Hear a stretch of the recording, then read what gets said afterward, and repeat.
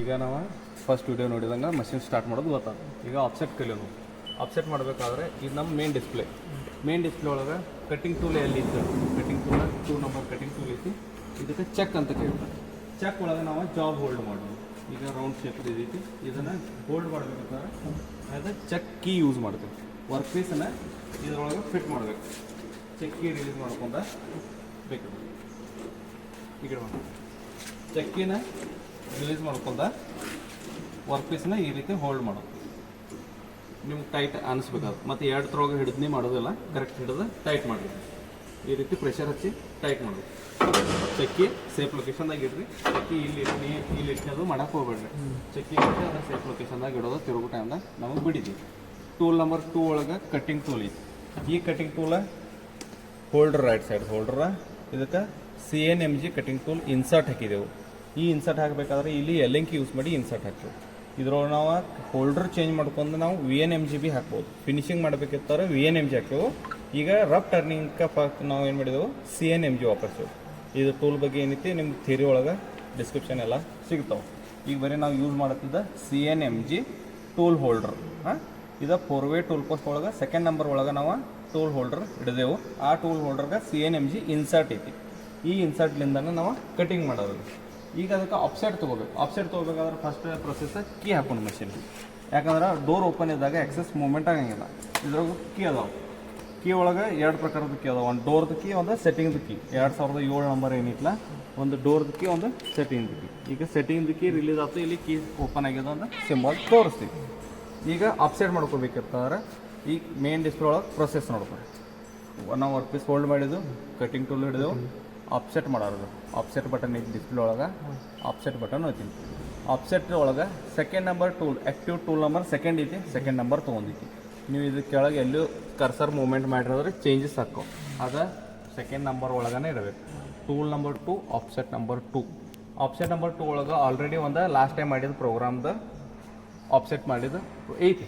ಅದನ್ನು ನೀವು ಜೀರೋ ಮಾಡ್ಕೋಬೋದು, ಇಲ್ಲ ಈಗ ನೀವು ಸ್ವತಃನೂ ಮಾಡ್ಕೋಬೋದು. ನಾ ಇದನ್ನು ನಿಮಗೆ ಜೀರೋ ಮಾಡೋದು ಪ್ರೊಸೀಜರ್ ತೋರಿಸ್ತೇನೆ. -164.140 ಅದನ್ನು ಪ್ಲಸ್ ಹಾಕೇನಿ. 164.140 ಎಂಟ್ರ್ ಹೊತ್ತಾನೆ ಏನಾಕೈತಿ, 2 ಸಲ ಎಂಟ್ರ್ ಹೊತ್ತಾನೆ 0 ಆಯ್ತು. ಮತ್ತು ಈ ಸೈಡ್ ಕರ್ಸರ 663.480 ಎಂಟ್ರ್ 2 ಸಲ ಹೊತ್ತಾನೆ 0 ಆಯ್ತು. ಈಗ ಏನೈತಿ ನಮ್ಮದು ಆಫ್ಸೆಟ್ ಎಲ್ಲ ಮಷಿನ್ದೆಲ್ಲ 0 ಐತಿ. ಈ ಟೂಲ್ದ ನಾವು ಈಗ ಕರೆಕ್ಟ್ ಆಫ್ಸೆಟ್ ಮಾಡ್ಕೊಂಡು ತೊಗೊಂಡು ಈ ಆಫ್ಸೆಟ್ ಅಂದರೆ ಈ ಡಿಸ್ಪ್ಲೇ ಓಪನ್ ಆಯ್ತು, ಆಫ್ಸೆಟ್ದು ಆಪ್ಷನ್. ಈಗ ನಮ್ದು ಹ್ಯಾಂಡಲ್ ಜಾಗ್, ಇದು ಕಟಿಂಗ್ ಟೂಲಲ್ಲಿ ಮೂವ್ ಆಗಬೇಕಿರ್ತಾರೆ ಹ್ಯಾಂಡಲ್ ಜಾಗ್ ಬಟನ್ ಹೋಗ್ತದೆ. ಇದು ಹ್ಯಾಂಡಲ್ ಜಾಗದ ಬಾರ್. ಇದ್ರೊಳಗೆ ಏನಾಗೈತಿ ನಮ್ಮದು ಹ್ಯಾಂಡಲ್ ಜಾಗ್ ಯಾವ ಎಕ್ಸೆಸ್ ಅವು ಮೂವ್ಮೆಂಟ್ ಆಗೈತೆ ಅನ್ನೋದು ತೋರಿಸಿ. ಇದನ್ನು ರೈಟ್ ಸೈಡ್ ಮೂವ್ಮೆಂಟ್ ಮಾಡ್ರೆ ಕಟಿಂಗ್ ಟೂಲ ನಮಗೆ ಲೆಫ್ಟ್ ಸೈಡ್ ಮೂವ್ಮೆಂಟ್ ಮಾಡಿದ್ರೆ cutting tool left side movement ಆಗೈತಿ. ರೈಟ್ ಸೈಡ್ ರೊಟೇಷನ್ ಮಾಡಿದ್ರೆ cutting tool right side movement ಆಗೈತಿ.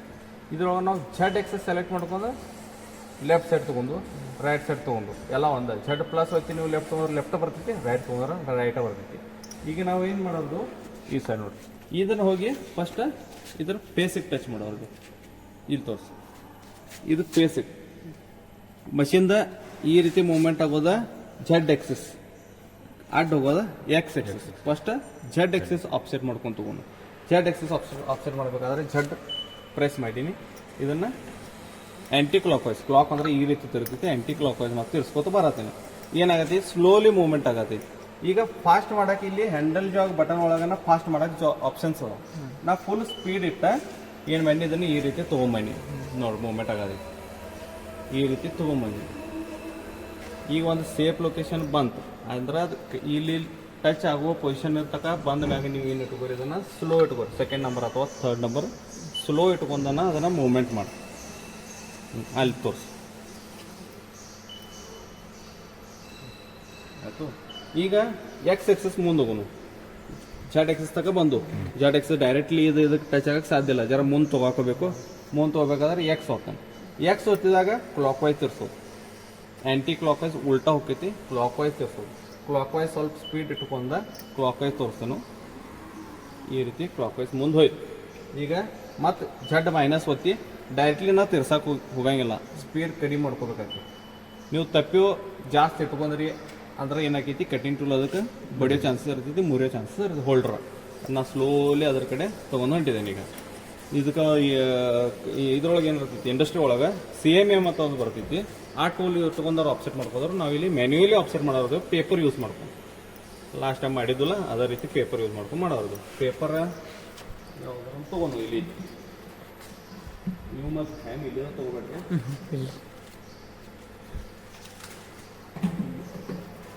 ಒಂದು ರಫ್ಲಿ ಯಾವ್ದಾರು ಒಂದು ನಿಮ್ಮ ಪೇಪರ್ ತೊಗೊಂಡ ಈ ರೀತಿ ಮೂವ್ಮೆಂಟ್ ಮಾಡ್ಕೊತ ಬರ್ರಿ. ಅಲ್ಲಿ ಶಾರ್ಪ್ ತೋರಿಸಲಿ. ಈಗ ಕಟಿಂಗ್ ಟೂಲ್ ಅದಕ್ಕೆ ಟಚ್ ಆಗೋ ಪೊಸಿಷನ್ ಬಂದಾಗ ಅಲ್ಲಿ ಒಂದು ಪೇಪರ್ ಇನ್ಸರ್ಟ್ ಮಾಡ್ತಾನೆ. ಈ ರೀತಿ ಪೇಪರ್ ಇನ್ಸರ್ಟ್ ಮಾಡ್ತಾನೆ. ಪೇಪರ್ ಮೂವ್ಮೆಂಟ್ ಮಾಡ್ಕೋತಾನ ನಾ ಇದ ಹ್ಯಾಂಡಲ್ ಜಾಗ ಕೈಲಿ ತಿರ್ಸ್ತೇನೆ. ಸ್ಲೋಲಿ ತಿರ್ಸ್ಕೊತ ಹೋಗ್ಬೇಕು. ಈಗ ನಂದು ಪೇಪರ್ ಟೈಟ್ ಬಂತು. ಸ್ವಲ್ಪ ರಿಲೀಸ್ ಮಾಡಿ ನೋಡ್ರಿ, ಇನ್ನೂ ಟೈಟ್ ಬರ. ಈ ರೀತಿ ಪೇಪರ್ ಕಟ್ ಆಗಿತ್ತು. ಇಲ್ಲಿ ನಮ್ದು ಲೊಕೇಶನ್ ಸಿಕ್ತು.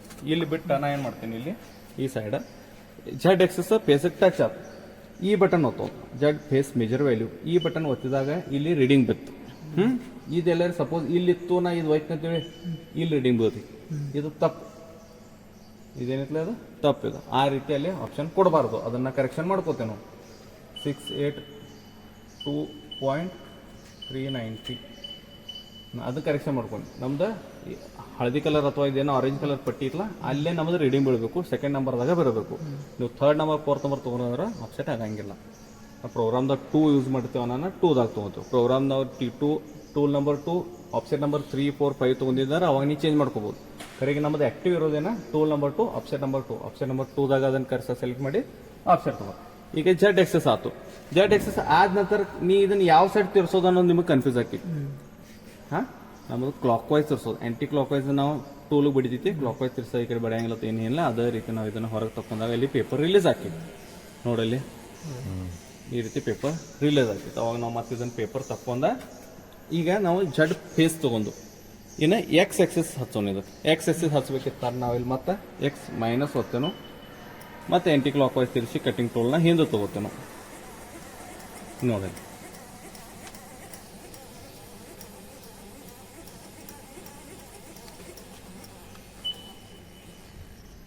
ಈಗ ಮತ್ತೆ Z ಮೈನಸ್ ಒತ್ತಿ ಕಟಿಂಗ್ ಟೂಲ್ನ ಒಳಗಿನ ಸೈಡ್ ತೋರಿಸೋದು. ಈ ರೀತಿ ಒಳಗಿನ ಸೈಡ್ ತೊಗೋತೀವಿ.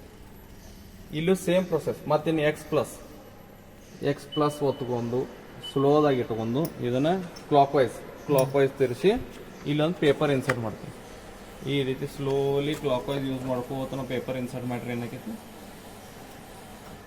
ಇಲ್ಲಿ ನಮ್ಮದು ಟೈಟ್ನೆಸ್ ಬರಾಕೈತಿ. ಭಾಳ ತಿರ್ಸೋದಿಲ್ಲ, ಅಲ್ಲಿ ಹೋಗಿ ಕಚ್ ಬೀಳ್ತೈತೆ ಜಾಬ್. ಈ ರೀತಿ ಕಚ್ ಆದಾಗ ಇಲ್ಲೇನ ಈಗ ನಾವು ಅದರದ ಎಕ್ಸಸ್ ಹಾಕ್ಬೇಕು. ಈ ರೀತಿ Z ಏನು ಓದ್ತಿದ್ದಿಲ್ಲ, X ಹಾಕ್ಬೇಕು. ಅದಕ್ಕೆ ಏನು ಮಾಡ್ಬೇಕಾಗ್ತೈತಿ, X ಡಯಾಮೀಟರ್ಗೆ ಅದು ಇಲ್ಲಿ ತೋರಿಸೋದು. ಈಗ Z ಫೇಸ್ ಮೇಜರ್ ವ್ಯಾಲ್ಯೂ ಆಗಲೇ ಒತ್ತಿದ್ದು. ಈಗ ನಾವು X ಡಯಾಮೀಟರ್ ಮೇಜರ್ ಇದು ಒತ್ತಿದಾಗ ಏನಕ್ಕೆ ಆಗ್ತಿದೆ, ಡಯಾಮೀಟರ್ ಕೇಳಾಗ್ತಿತ್ತು. ಅದರದ್ದು ಡಯಾಮೀಟರ್ ನಾವು ಆಲ್ರೆಡಿ ಫಸ್ಟ್ ಸ್ಟಾರ್ಟಿಂಗಲ್ಲೇ ಚೆಕ್ ಮಾಡ್ಕೋಬೇಕು. ಈಗ ನಾನು ನಿಮ್ಮ ಮುಂದೆ ರಿಟರ್ನ್ ಚೆಕ್ ಮಾಡ್ತೇನೆ.